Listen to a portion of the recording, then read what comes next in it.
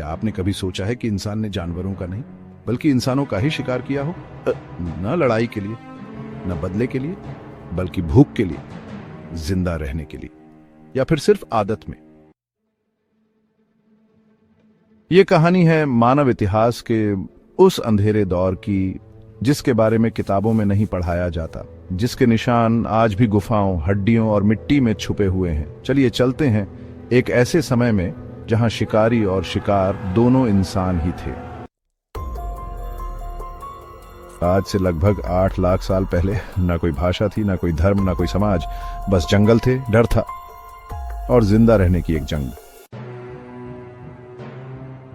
प्राचीन अफ्रीका या यूरोप के जंगलों में एक समूह चल रहा है। हाथ में पत्थर के औजार हैं, आंखें इधर उधर देख रही हैं।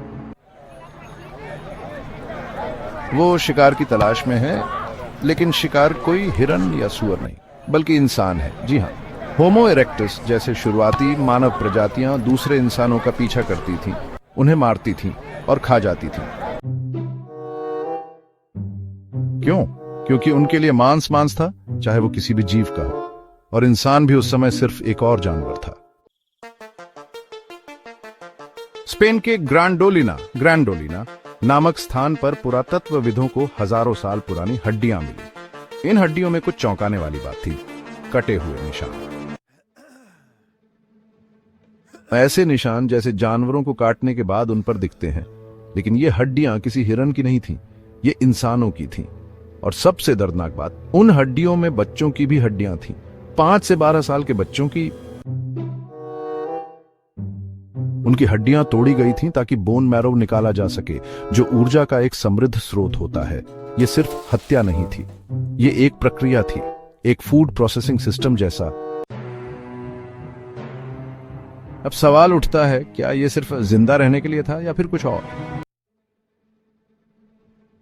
शोधकर्ताओं के अनुसार उस समय शाकाहारी भोजन हमेशा उपलब्ध नहीं होता था। शिकार करना जरूरी था, और जब जानवर नहीं मिलते थे तो इंसान प्लान बी बन जाता था। इसके अलावा इंसानों में उस समय कबीलाई मानसिकता थी। हम बनाम वे जो हमारे जैसे नहीं है, वो दुश्मन है, और जब दुश्मन को मार दिया जाए तो उसका शरीर यूं ही क्यों छोड़े? कुछ वैज्ञानिक मानते हैं कि यह केवल भूख नहीं बल्कि सांस्कृतिक या धार्मिक रस्में भी हो सकती थीं। एक दुश्मन को मारना और फिर उसे खाना शायद शक्ति दिखाने का तरीका था।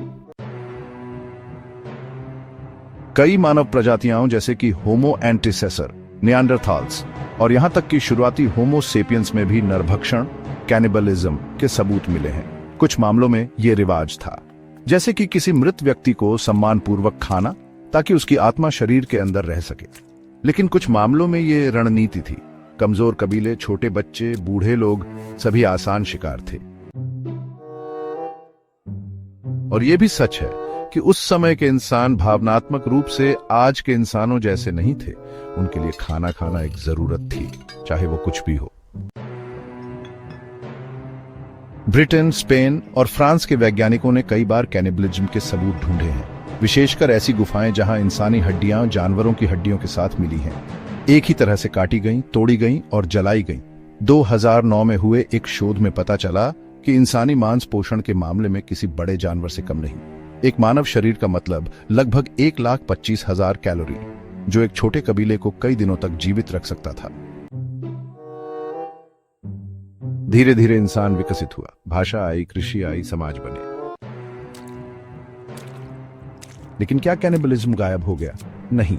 पपुआ न्यू गिनी, अफ्रीका के कुछ आदिवासी क्षेत्र और यहां तक कि अमेरिका के कुछ मूल निवासी समुदायों में भी नरभक्षण के किस्से 19वीं और 20वीं सदी तक चलते रहे।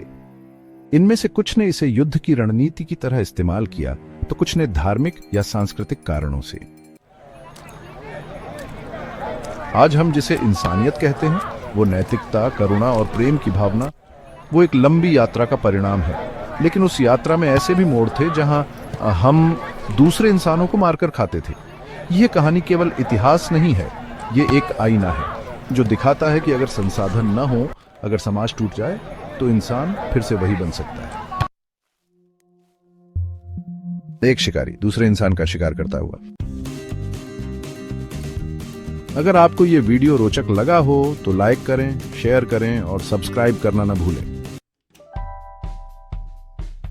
क्या आप मानते हैं कि आज का इंसान कभी फिर से उतना क्रूर बन सकता है? क्या सभ्यता सिर्फ एक परत है जो हटते ही हमारी असलियत सामने आ जाती है? कमेंट्स में जरूर बताइए। मिलते हैं अगले एपिसोड में एक और रहस्यमयी, खौफनाक और सच्ची कहानी के साथ। धन्यवाद।